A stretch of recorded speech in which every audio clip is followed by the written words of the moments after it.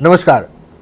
ગુજરાત વિધાનસભાની 15મી વિધાનસભાનું છઠ્ઠું સત્ર પૂર્ણ થઈ ગયું છે. સત્ર કેવું રહ્યું એ અંગે વાત કરશું વિધાનસભાના અધ્યક્ષ શંકરભાઈ ચૌધરી સાથે. શંકરભાઈ, ખૂબ ખૂબ સ્વાગત છે આપનું એબીપીએસની તરફ. સાહેબ, સૌથી પહેલાં એ સવાલ છે, ટેકનોલોજીનો યુગ ચાલી રહ્યો છે અને આપે જ્યારે અધ્યક્ષ તરીકેની કામગીરી શરૂ કરી તો સૌથી પહેલાં તમે ટેકનોલોજી ઉપર ભાર મૂક્યો હતો. ટેબ્લેટ લઈ આવ્યા, વિધાનસભામાં મૂક્યા. લાગે છે કે જે આશયથી આ ટેબ્લેટ્સ ને એ બધું ધારાસભ્યને મંત્રીને આપ્યું એ આશય પૂરો થતો દેખાઈ રહ્યો છે? પહેલાં તો આપે કહ્યું કે વિધાનસભાનું સત્ર કેવું રહ્યું, તો હું કહું કે બહુ પ્રોડક્ટિવિટીવાળું રહ્યું. એ બિલની દ્રષ્ટિથી જોઈએ, પ્રજાના પ્રશ્નોના ઉકેલની દ્રષ્ટિથી જોઈએ, બજેટ ઉપરની ડિબેટ ઉપર જોઈએ તો એક ઘણું બધું પ્રોડક્ટિવિટીવાળું આ વિધાનસભાનું સત્ર ગુજરાતની પ્રજાના હિત માટે રહ્યું.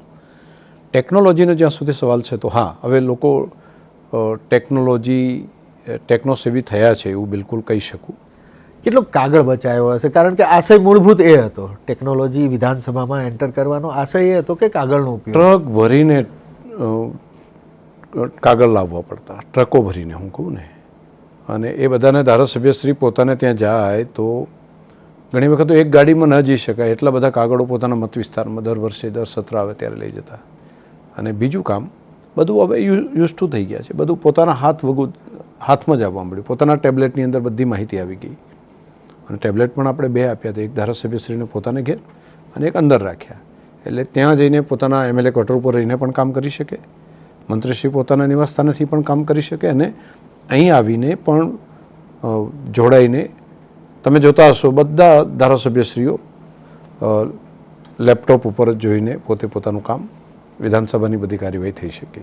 ટેકનોલોજીની વાત થઈ, હવે શિસ્તની વાત કરીએ. કારણ કે આ જે ગૃહ ચાલ્યું, એટલા સમય સત્ર ચાલ્યું, સૌથી વધારે કોઈ મુદ્દો અમારા માટે રસપ્રદ, લોકો માટે રસપ્રદ અને તમારા માટે માથાનો દુખાવો એક જ વસ્તુ હતી, વારંવાર શિસ્ત અથવા તો જે પ્રણાલી છે એ પ્રણાલી પ્રમાણે ગૃહમાં વર્તવાની ટકોર આપે સભ્યોને કરવી પડી. ને એ મારી ડ્યુટી છે. જે રીતે પરિવારની અંદર વડીલની ભૂમિકા હોય તેવી જ ભૂમિકા અહીંયા આગળ વિધાનસભાની અંદર સ્પીકરની લગભગ એવી હોય છે. તો જ્યાં નિયમનું પાલન ન થતું હોય અથવા તો નિયમમાં બાંધછોડ થતી હોય અથવા તો એનો આગ્રહ જેટલો સેવતા હોય એ પ્રમાણે કદાચ ન થતો હોય તો એ વખતે તેમને આગ્રહ કરીને નિયમ પ્રમાણે કાર્યવાહી થાય તે પ્રમાણનો આગ્રહ મારો ચોક્કસ રહેતો હોય. અને સૌથી આનંદ એ બાબતનો છે કે એક પણ વખત એડઝોન નથી કરવી પડી.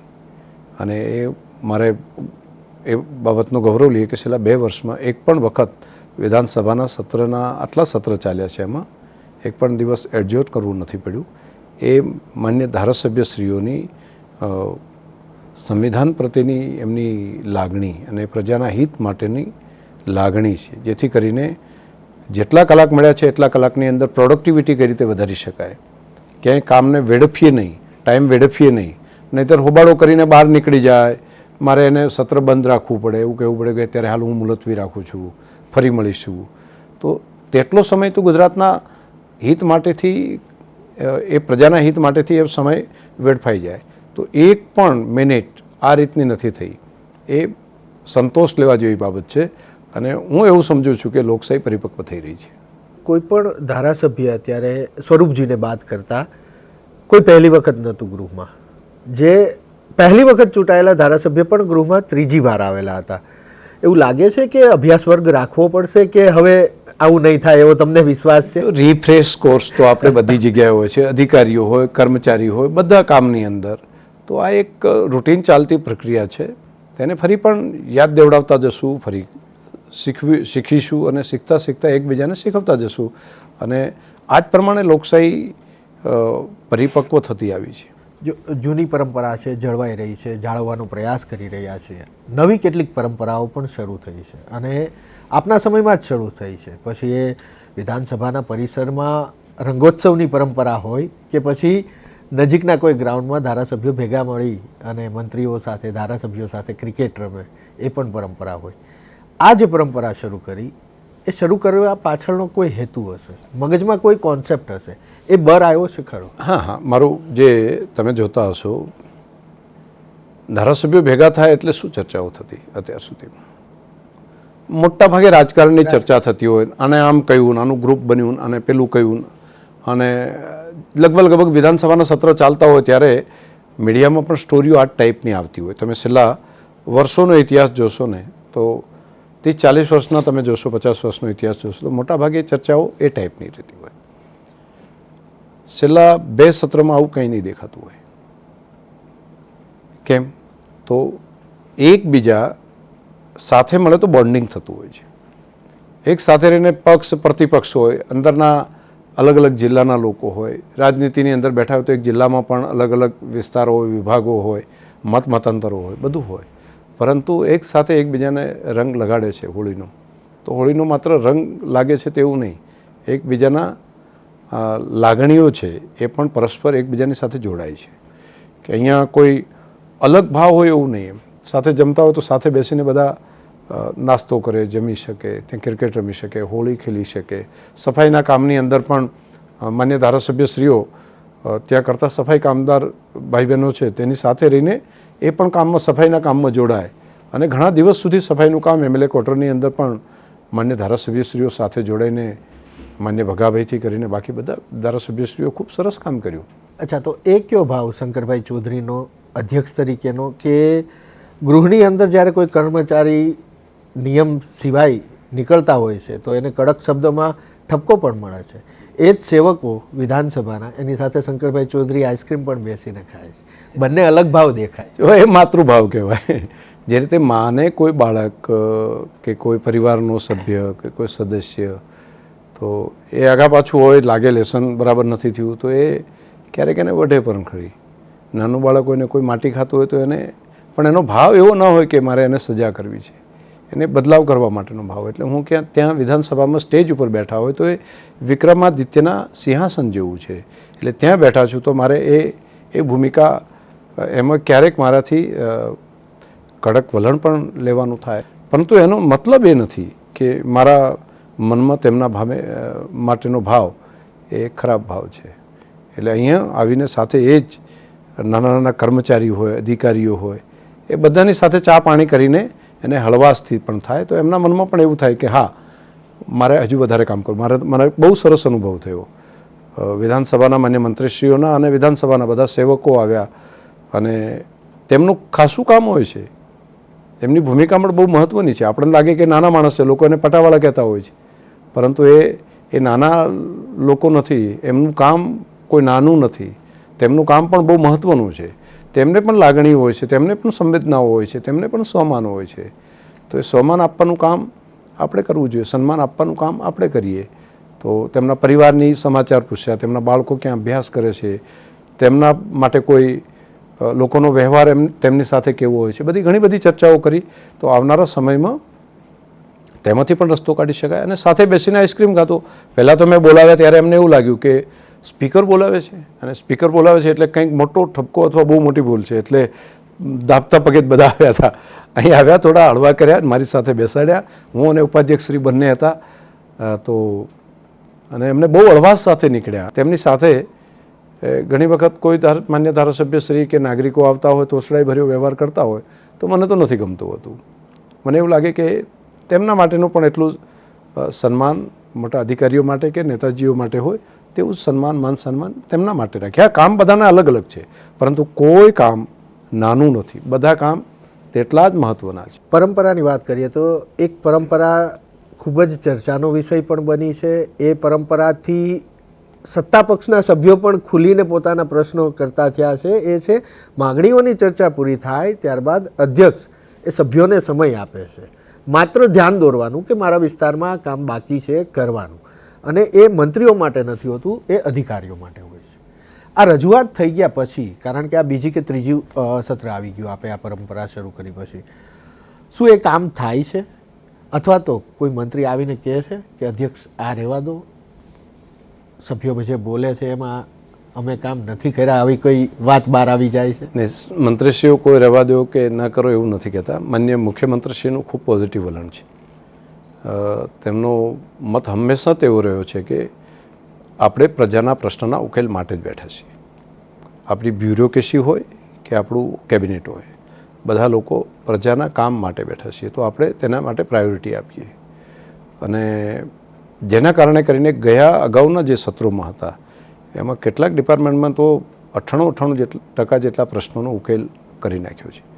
1 કલાક હોય છે પ્રશ્નોત્તરીનો, અને એમાં અધ્યક્ષ તરીકે આપનો આગ્રહ હંમેશા એ અમે જોયો છે કે જ્યારે પ્રતિપક્ષમાંથી ઊભા થાય છે તો કે આક્ષેપ નહીં, સીધી વાત કરો. મંત્રીઓ જવાબ દેતા હોય તો પણ આપ ટોકો છો કે લાંબા નહીં, મુદ્દાસર જવાબ આપો. આની અસર કેટલી થઈ? એના કારણે કેટલો વધુ સમય કે જે માત્ર બંને પક્ષે ટીકામાં જતો હતો એના બદલે લોકોના પ્રશ્નો ચર્ચાવા લાગ્યા? એ જો આપે બહુ સરસ અગત્યનો વિષયની ચર્ચા કરી. વિધાનસભાના જે મુખ્ય કામો છે, એક છે બજેટ પાસ કરવું અને તેની અકાઉન્ટેબિલિટી ત્યાં સુધીનું કામ, એના અહેવાલોને વિધાનસભા સભ્ય મૂકવા સુધીની બાબત, માગણીઓથી કરીને બધું કામ.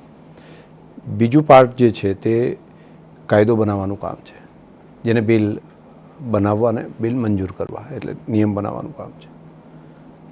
બાકીના જે નાના કામ છે તેમાંનું એક મહત્ત્વનું કામ જે હોય છે એ 1 કલાકનો સમય હોય છે. અને માની લો કે 30 દિવસ છે તો 30 કલાક મળે છે, તો 30 કલાકની અંદર લાઈવ પ્રજાના પ્રશ્નોનો ઉકેલ કરવાનું આ એક બહુ પ્રીમિયમ ટાઈમ પ્રજા માટેનો છે. અને પૂરા દિવસનું કામ ચાલે એમાં 1 કલાક જ મળતો હોય છે. તો 1 કલાકની અંદર તેનો પૂરેપૂરો ઉપયોગ થાય. તે આક્ષેપ પ્રતિ આક્ષેપ, તમે આ નથી કર્યું, તમે આવા હતા, તમારા સમયમાં આમ હતું, તમારા સમયમાં, તો એ તેની અંદર ટાઈમ બગાડે. તેના બદલે સીધા ટુ ધ પોઈન્ટ, આ પ્રશ્ન છે, તમે શું કરશો, મંત્રીશ્રીનો જવાબ આપે. તો મારો એ આગ્રહ કાયમી રહ્યો કે માન્ય સભ્યશ્રીઓ પણ ટૂંકો પ્રશ્ન સીધો પૂછે અને માન્ય મંત્રીશ્રીઓ પણ તેને અનુરૂપ જે વાત છે તેમાં જ એની અંદર જવાબ આપે. બજેટની ચર્ચા નીકળી છે, આમ તો અધ્યક્ષ છો, પણ એક સરકારે આ વખતનું બજેટ રજૂ કર્યું ત્યારે વારંવાર એક વાત સાંભળી કે આ બજેટ જે છે એ ગામડાઓને તોડવાનું બજેટ છે. વિપક્ષે હંમેશા આ કીધું છે. શહેરી વિસ્તાર ઉપર વધારે ફોકસ આ બજેટમાં લાગ્યો. અધ્યક્ષ છો છતાં આપ ધારાસભ્ય તરીકે, મંત્રી તરીકે ગૃહમાં બેઠા છો, આપનું ઓબ્ઝર્વેશન શું છે? મને તો બજેટ ખૂબ સારું લાગ્યું, સર્વગ્રાહી લાગ્યું. અર્બન એરિયાની અંદર નાણાંની ફાળવણી સારી કરી હોય તો 50% કરતાં વધારે જનસંખ્યા હવે શહેરી વિસ્તારની અંદર લગભગ પહોંચી ગઈ છે. તો શહેરી વિસ્તારમાં રહેતા લોકોનું પણ જીવન ધોરણ ઊંચો આવે તે પ્રમાણેનો પ્રયત્ન રાજ્ય સરકાર કરે તો એમાં કંઈ બરાબર છે અને કંઈ ખોટું નથી. આ અગાઉ પણ તમે જોયું હશે તો જ્યારે મોદી સાહેબ અહીંયા મુખ્યમંત્રી તરીકે હતા તે વખતે તેમણે રિજિયન વાઇઝ જ્યાં વધારે જરૂરિયાત હતી તેવા એરિયાને ફોકસ કર્યું હતું. દાખલા તરીકે આખો ટ્રાઇબલ બેલ્ટ, શેખ દાંતાથી કરીને ધરમપુર સુધીનો આખો એરિયા, તો લાગ્યું કે અહીંયા હજુ એજ્યુકેશનની વધારે જરૂર છે, અહીંયા હજુ પાણીની વધારે જરૂર છે, અહીંયા ડેવલપમેન્ટની વધારે જરૂર છે. તો એ માટે એમણે વનબંધુ યોજના અમલમાં મૂકીને એક મોટો બજેટનો લોટ એ ટ્રાઇબલ બેલ્ટ માટે કરીને મૂક્યો હતો. તો દર વર્ષે ફોકસ અલગ અલગ હોય.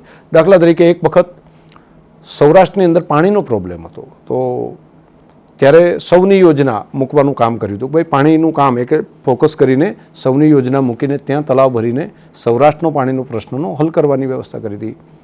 એક વર્ષે ઉત્તર ગુજરાતના પાણીના તળ નીચે જતા હતા ત્યારે સૌની યોજના મૂકવાની આયોજન કર્યું હતું. આ વર્ષે પણ એક પ્રયાસ આપે કર્યો, સારો પ્રયાસ છે, પણ ક્યાંક એ પણ વિવાદમાં સપડાઈ ગયો.